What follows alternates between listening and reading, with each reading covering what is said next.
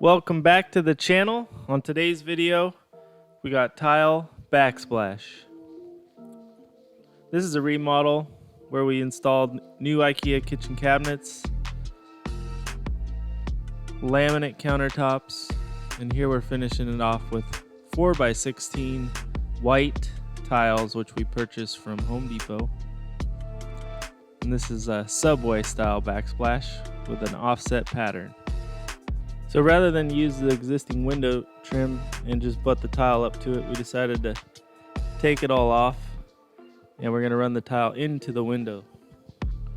This trim was MDF, so having tile inside the window is going to be a lot better option.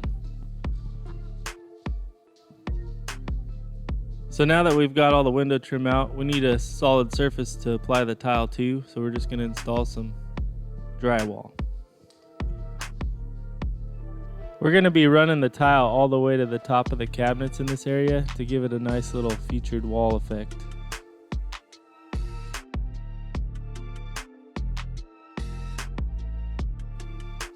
So now that we've got all the drywall installed, it's time to prep for tile. First, you're going to want to take off all the plug covers, and then we're going to scrape any high spots. Then we're going to apply mesh tape to the drywall. Once we got the mesh tape installed, we're going to put a coat of mud on all of our patchwork. We're going to let that dry, and then we're going to put a second coat on and get things as flat as possible for the new tile. You also need to address these hanging wires and remove all the outlets. I like to put electrical tape around all my outlets just to be safe.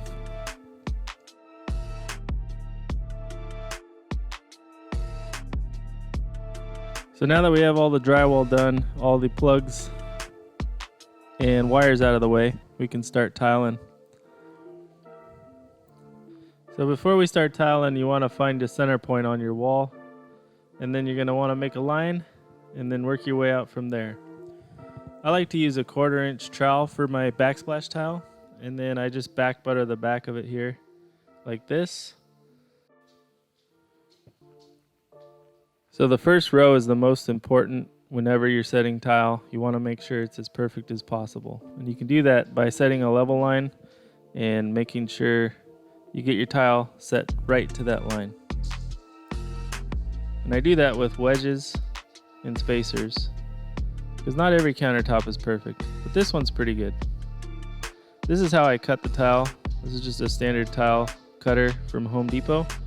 But it leaves kind of a rough edge, so we want to make sure we polish that with a nice diamond sanding block.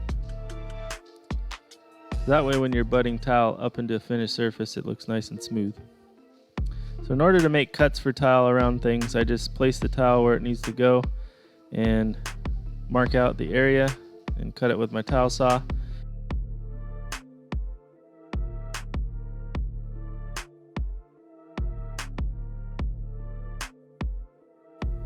You can see here at the bottom of this area that we're tight against the countertop with the tile.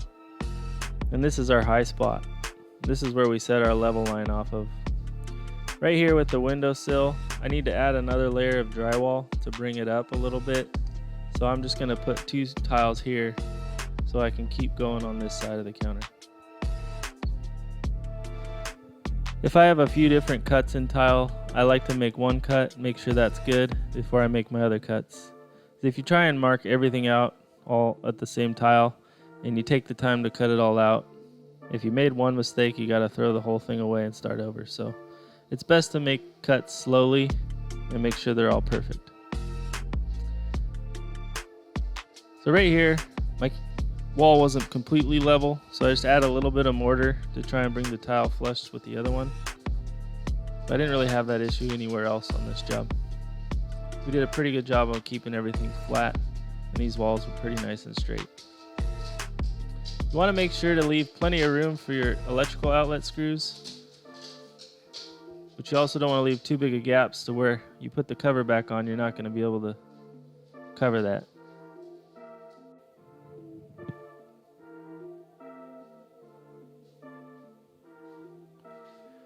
So for this project, we're using 16th inch spacers. A lot of backsplash tiles have built-in spacers. If you look at the edge of them, they can have a little raised part to keep the tiles spaced apart. But I don't like to rely on those. I'd rather use spacers to make sure everything's nice and straight in the same gap all the way around the tile. Especially if you're cutting the tile, because you're not going to have that built-in spacer anymore.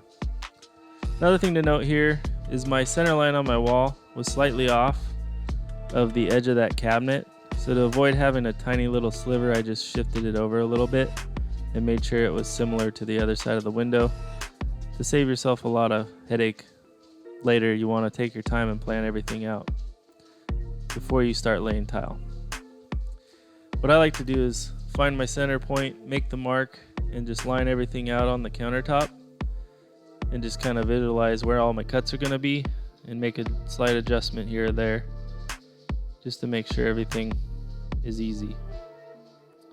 You don't want to have any awkward looking tiles either. You want to try and make all your cuts as big as possible. You don't want tiny slivers. And you always want to try to keep each cut on the end of a run similar in size.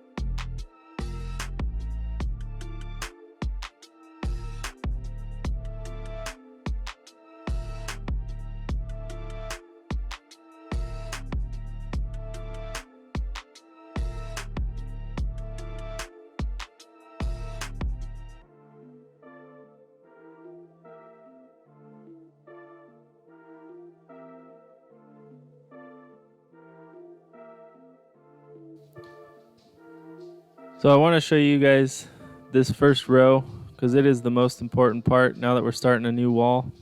I'm not going to bore you with tiling this entire wall because you guys have seen basically how it works. But this first row is the most important. You can see my laser level line here. And now this is my low point on my countertops. It's not that low compared to the high point.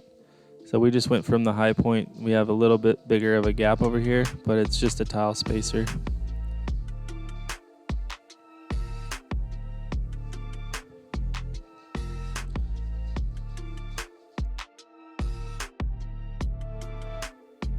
So I decided to put the camera on my head and see what that looks like, and I gotta be honest, I'm not as happy with this footage as I was with the stationary camera, so I won't be doing this again, guys. Sorry if it's bothering you, but I'm gonna speed this part up real quick. Basically what I did here was measured at the bottom what my cut was gonna be at the bottom of the window next to the cabinet, and measured at the top. And they were pretty similar, so I just made all my tile cuts the same, polished everything real quick, and now I can just set the tile. Once we get to the top, we've got to float over this window, so we need to put a ledger board at the top of the windowsill so we have something to hold the tile up. So I just used a piece of drywall, and I'm going to leave that overnight while the tile sets. And the next day we will tile the inside of the window. We'll remove that ledger board.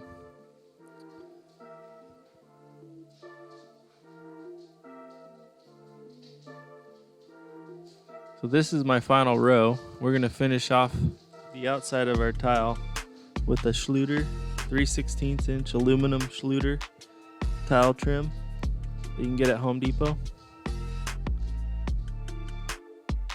Looks more modern than a bullnose tile. So for the windowsill, I like to pre-fill my windowsill with mortar. So I'll have a nice little area to set my Schluter trim in, and then we'll back butter the tile, and we'll create a little bit of a slope towards the sink. So if we get any water from the sink up onto the windowsill, it's going to drain back into the sink and not into the window.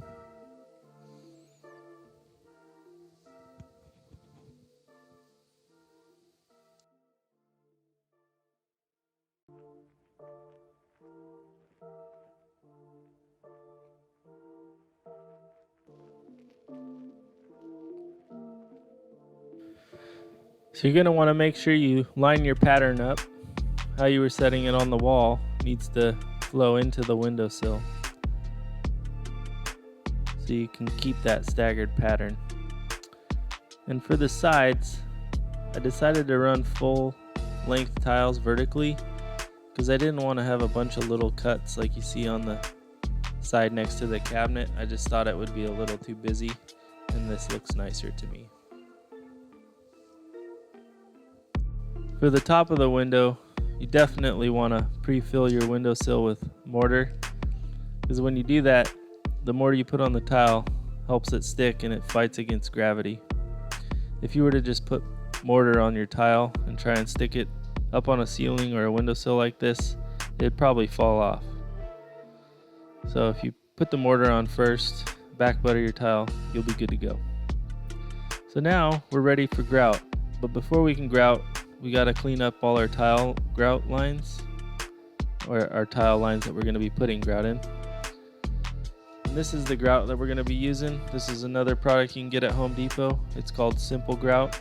It's a pre-mixed grout, and the color we're using today is natural gray. And what I like about this product is it's quick, it's already mixed up, and you can start wiping it rather quickly. You don't have to put all the grout on the whole job and then come back and try and wipe it later when it's nice and firm and set up. So this is a little bit easier for me in my opinion. I wouldn't normally use this in a shower, but for a backsplash, it's not getting water on it every day. This stuff is great. It's also stain resistant, so don't need to seal it.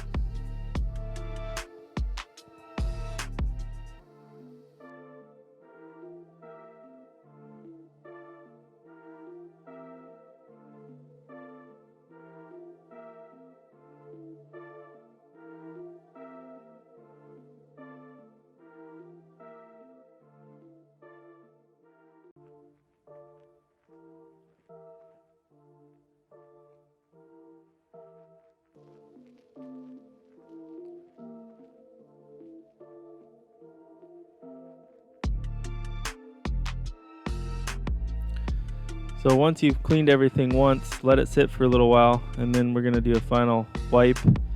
We're just cleaning up all the edges, countertops. I removed my masking, and then we're going to make sure we make all our grout lines look uniform. And you want to wait a little while before you do this just to get things a little bit more firm, and then you're done. If this video helped you out, be sure to let me know in the comments section, or you can like and subscribe. We got lots more videos coming soon. Stay tuned.